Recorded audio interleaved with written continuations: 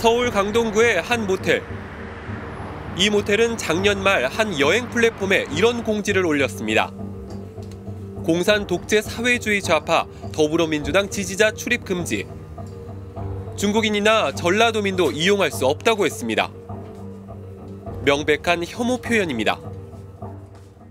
지역 차별이 있으면 어떤 지역 사람들은 통째로 지역 차별 피해자가 돼버리는 거잖아요. 그 혐오라는 그 아주 나쁜 풍토가 자리 잡고 있는 한 언제나 누구나 다 혐오의 대상이 될 수 있는 거죠. 그래서 위험한 겁니다.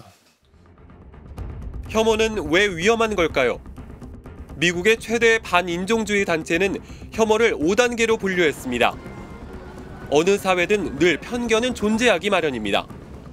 그런데 편견이 밖으로 드러나면 혐오 표현이 됩니다.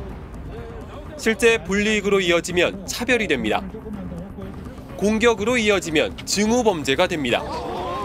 이재명 대표와 배현진 의원 피습 사건. 우리나라는 이미 증오범죄 수준까지 도달했습니다.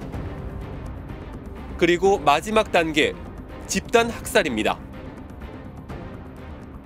히틀러의 혐오 정치가 시작이 된 다음에 사실 홀로코스트까지 이어지는 기간은 10년도 채 안 됐습니다. 그러니까 지금 우리 아직은 그렇게까지 위험한 상황은 아니야. 특히 한국은 그 정도는 아니잖아라고 안심하고 있을 때는 아니라는 거죠. 어떤 특정한 계기가 주어지고 우연적인 계기가 또 주어지고 또 그런 혐오를 정치적으로 이용할 수 있는 능수능란한 그런 정치 기술을 가진 정치인이 등장하게 되면 굉장히 빠른 속도로 이 혐오라고 하는 게 극단적인 폭력으로 치달을 수 있기 때문에 우리도 이미 그런 역사를 경험했습니다.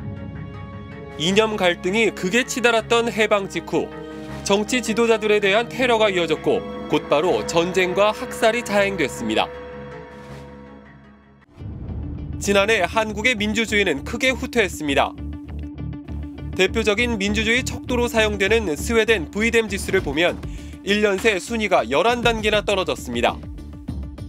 특히 토론하고 논의하는 수기 민주주의 순위가 45위로 한꺼번에 31단계 급락했습니다. 인도네시아와 케냐보다 낮습니다.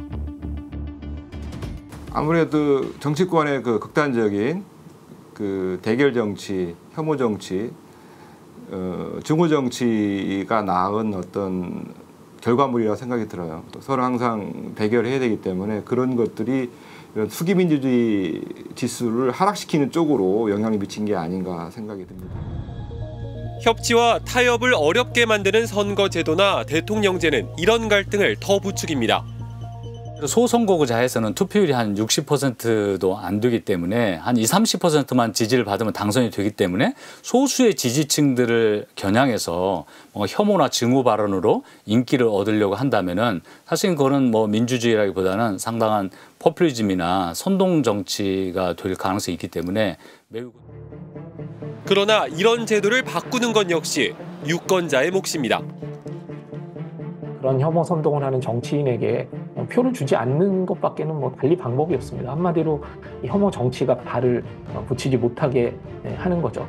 이 혐오 정치는 사회의 진짜 문제가 아니라 어떤 가상의 적을 만들어서 희생양을 만들고 그들을 공격하라고 주문하는 거죠.